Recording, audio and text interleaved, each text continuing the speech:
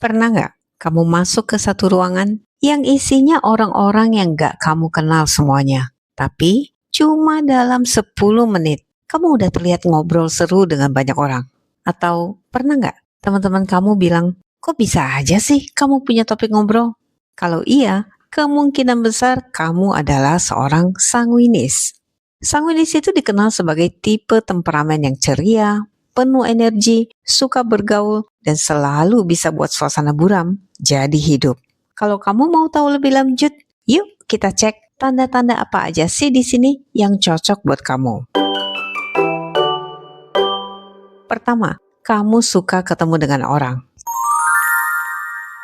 Tahu nggak sih, buat sebagian besar orang, ketemu orang yang nggak mereka kenal itu bisa bikin mereka capek dan stres. Tapi buat kamu, well, ketemu orang yang nggak dikenal itu seperti ikan ketemu air.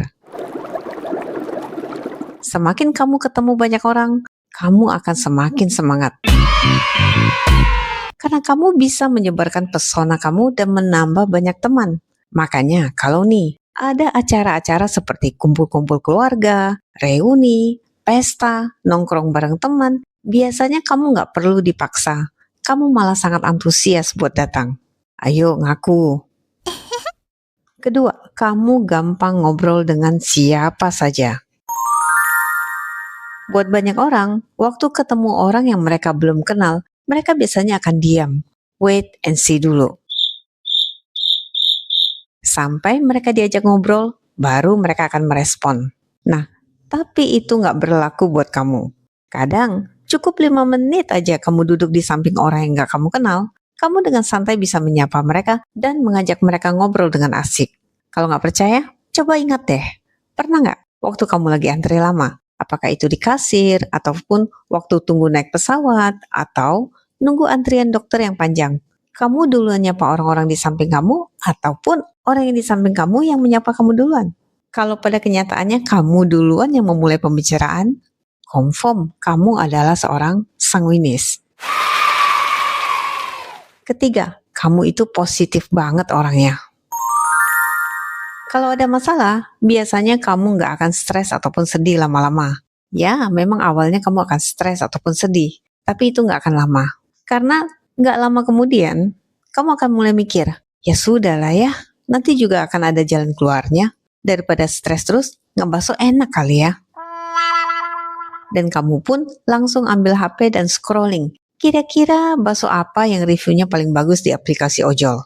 Di antara banyak orang, kamu selalu bisa melihat harapan. Walaupun situasi yang terjadi sekarang nggak terlalu bagus. Dan kamu juga selalu punya pikiran positif kalau segala sesuatu akan berubah nanti. Itulah sebabnya kenapa banyak orang merasa lebih rileks dan perasaan jadi lebih ringan kalau mereka ada di dekat-dekat kamu. Keempat, kamu suka jadi pusat perhatian. Oke, jangan komplain dulu. Di sini maksudnya bukanlah kamu suka pamer. No. Tapi karena kamu suka buat suasana menjadi lebih hidup dan menyenangkan, kamu jadi terlihat suka jadi pusat perhatian. Karena kalau suasana lagi tegang, kamu kadang suka nyelutuk lucu, cuma buat orang-orang bisa lebih rileks. Kalau orang-orang lagi kelihatan bosan, kamu suka bercerita, jadi orang pun jadi terhibur. Kalau orang-orang lagi sedih, kamu bisa buat suasana jadi ceria dan buat orang ketawa. Nah, karena kamu satu-satunya yang bersinar di antara lampu yang redup, tentu saja semua mata akan fokus ke kamu. Kelima, ekspresi kamu gampang banget dibaca orang. Kalau kamu lagi senang, orang tahu. Kalau kamu lagi kesal, orang tahu. Kalau kamu lagi sedih, orang juga langsung tahu. Wajahmu itu seperti buku yang gampang dibaca oleh siapa aja, khususnya bagi teman-temanmu sendiri. Kamu nggak bisa nyembunyiin perasaan kamu lama-lama. Kalau lagi bahagia, kamu akan ketawa lepas. Demikian juga kalau lagi sedih, kamu akan langsung murung. Walaupun kamu itu nggak bisa murung terlalu lama. Keenam, kamu semangat banget kalau melihat ada hal-hal baru. Oke, hari ini kamu lihat kalau masak itu seru. Wow. Kamu pun langsung pengen belajar masak. Besok lihat ada yang foto-foto dengan kamera keren. Wow. Kamu pun pengen belajar fotografi. Minggu depan, mungkin kamu lagi cari-cari di mana ya ada les bahasa Jepang yang murah meriah tapi bagus. Itulah kamu. Kamu juga sering masuk ke dalam grup FOMO dalam hal hobi. Lagi tren sepedaan, kamu langsung beli sepedanya. Lagi tren pedal, kamu langsung beli raketnya. Dan memang, awalnya kamu akan semangat dan rajin banget. Tapi mungkin gak sampai 6 bulan, semangat itu hilang. Gak heran sih kalau sekarang barang-barang itu tersimpan di sudut rumahmu karena sudah gak kepake. Sanguin gampang bosan, dan hal-hal baru buat mereka semangat dan hidup. Jadi gak heran kalau hobimu itu gampang sekali berubah. Apalagi kalau kamu lihat ada orang yang punya hobi dan terlihat keren di mata kamu. Ketujuh, kamu punya segudang ide, tapi nggak ada yang benar-benar selesai dijalani. Nah, ini adalah satu ciri khas seorang sanguinis. Mereka punya banyak sekali ide. Kadang ide-idenya rada-rada gila tapi seru. Cuman, habis kamu mengutarakan ide kamu, dan mungkin orang-orang di sekitar kamu juga sudah antusias. Tapi setelah itu dijalankan, mungkin cuma beberapa minggu, kamu pun sudah mulai bosan dan melemparkan tanggung jawab ngejalani proyek itu ke orang lain.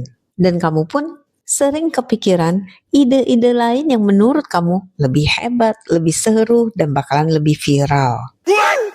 Kebanyakan, bahkan ide itu nggak benar-benar sempat dijalani, karena keburu kekubur dengan ide baru lainnya. Ya, jadi nggak heran kalau teman-teman kamu kadang bilang, kebanyakan ide loh. 8. Orang-orang suka kalau ada kamu. Pernah nggak ada orang yang bilang begini, kalau ada kamu, suasana jadi seru deh. Atau, nggak seru kalau kamu nggak ada, nggak rame. Atau begini, kalau ada kamu, jalan-jalan jadi asik banget deh. Kalau iya, tanda kuat banget kalau kamu itu adalah seorang sanguinis. 9. Kamu nggak suka rutinitas. Ngelakuin hal yang sama setiap hari, kayaknya nggak kamu deh. Mungkin ada orang yang malah suka kerjain kerjaan yang sama setiap hari selama bertahun-tahun. Tapi itu bukan kamu. Mungkin kalau tuntutan pekerjaan kamu seperti itu, kamu bisa aja ngejalaninnya. Tapi kamu juga nggak ngerasa nyaman dan setiap hari kamu sangat tersiksa. Kamu itu lebih suka sesuatu yang bervariasi, spontan, dan mencoba hal-hal yang baru. Salah satunya seperti ketemu dengan orang-orang yang baru. Intinya, kalau di dunia pekerjaan, kamu lebih suka kalau pekerjaan kamu mengharuskan kamu sering keluar kantor daripada duduk diam di belakang meja melototin pembukuan selama berhari-hari. 10. Kamu gampang banget punya teman baru. Ini satu ciri khas orang sanguinis yang buat kamu beda dengan temperamen lainnya. Kamu gampang didekati orang, dan kamu pun gampang ngedeketin orang. Buat koneksi dengan orang-orang baru bukanlah hal sulit buat kamu. Dan itulah sebabnya kenapa kamu punya banyak sekali teman. Hai. Contoh, pernah nggak kalau kamu ngobrol dengan seorang teman yang kebetulan sedang cari furniture, dengan santai kamu bilang, gue ada tuh temen yang jualan furniture, lo coba tanya dia deh. Atau kalau di data, mungkin kamu punya teman furniture, teman jualan HP, teman desain interior, dan panjang lagi listnya. Kepribadian kamu yang selalu ceria dan pintar bercanda membuat orang muda merasa diterima oleh kamu, dan mereka pun nyaman bersama kamu. Oke, jadi dari 10 tanda ini, mana yang cocok buat kamu? Tulis yuk di kolom komen. Kenapa sih kita perlu tahu apa temperamen kita? Karena setiap temperamen punya kekuatan dan kelemahannya sendiri. Dengan tahu kekuatan kita, kita bisa menggunakan kekuatan itu untuk meningkatkan kemampuan diri kita dan hubungan kita, dan juga karir kita. Demikian juga sebaliknya, setiap temperamen punya kelemahannya masing-masing. Tanpa kita sadari, seringkali kelemahan-kelemahan ini menjadi sumber masalah bagi kita, baik itu di lingkungan personal maupun profesional. Next, kita akan bahas apa sih kelemahan-kelemahan sanguinis yang perlu kamu waspadai. Kalau kamu suka dengan video ini, Jangan lupa like, subscribe, dan share ya. Dan sampai jumpa di video berikutnya.